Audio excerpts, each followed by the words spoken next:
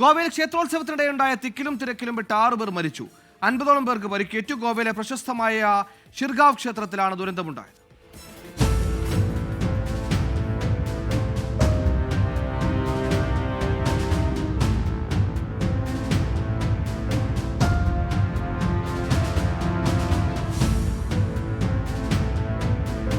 ഉത്തര ഗോവയിലെ പ്രശസ്തമായ ദേവീക്ഷേത്രമാണ് ഗിർഗാവ് ലായറായ് ക്ഷേത്രം. വർഷത്തിലൊരിക്കൽ നടക്കുന്ന ഉത്സവത്തിനായി പതിനായിരങ്ങളാണ് എത്താറുള്ളത്. പുലർച്ചെ അഗ്നികുണ്ഡത്തിന് ചുറ്റും ഭക്തർ പ്രാർത്ഥന അർപ്പിക്കുന്നതിനിടെയാണ് വൻ തിക്കും തിരക്കും ഉണ്ടായത്.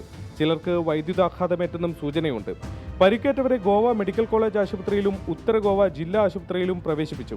മുഖ്യമന്ത്രി പ്രമോദ് സാവന്ത് ആശുപത്രിയിലെത്തി. തിക്കിനും തിരക്കിനുമുള്ള കാരണം കണ്ടെത്താൻ സർക്കാർ പ്രത്യേക അന്വേഷണം പ്രഖ്യാപിച്ചു. കളക്ടറോടും അടിയന്തര റിപ്പോർട്ട് തേടി. ഗോവയ്ക്ക് പുറമെ കർണാടക, മഹാരാഷ്ട്ര സംസ്ഥാനങ്ങളിൽ നിന്നും ഭക്തർ എത്തിയിരുന്നു.